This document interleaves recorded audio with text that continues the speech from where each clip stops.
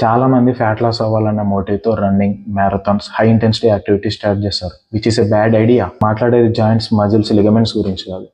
I'm talking about kidneys. మనం ఏ physical activity చేసినా స్మాలర్ అమౌంట్స్లో మజిల్ బ్రేక్ డౌన్ అవుతుంది. మజిల్ బ్రేక్ డౌన్ అయినప్పుడు మయోగ్లోబిన్ అనే ప్రోటీన్ బ్లడ్ స్ట్రీమ్లోకి రిలీజ్ అవుతుంది.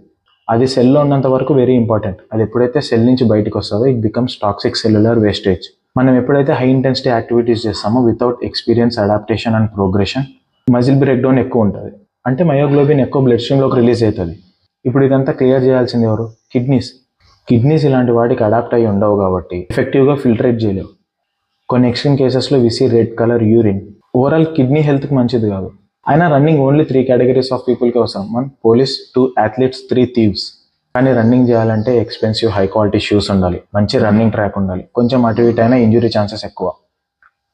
అండ్ వీక్లో 2 to 3 times చేయాలి, అంతకంటే ఎక్కువ చేయకూడదు. ఇంటెన్సిటీ యాక్టివిటీస్లో రికవర్ అనేది చాలా కష్టం. చాలా మందికి రన్నింగ్ అంటే చాలా ఇష్టం. It is good for your cardiovascular health, it is good for your bones and keeps you active and fit. ఇప్పుడు ఏం చేయాలంటే ప్రోగ్రెషన్, వాకింగ్, తర్వాత slow jog, after that running, after that sprinting. We study on exercise and sports science and nutrition. Hope this helps. Have a good game. Cheers.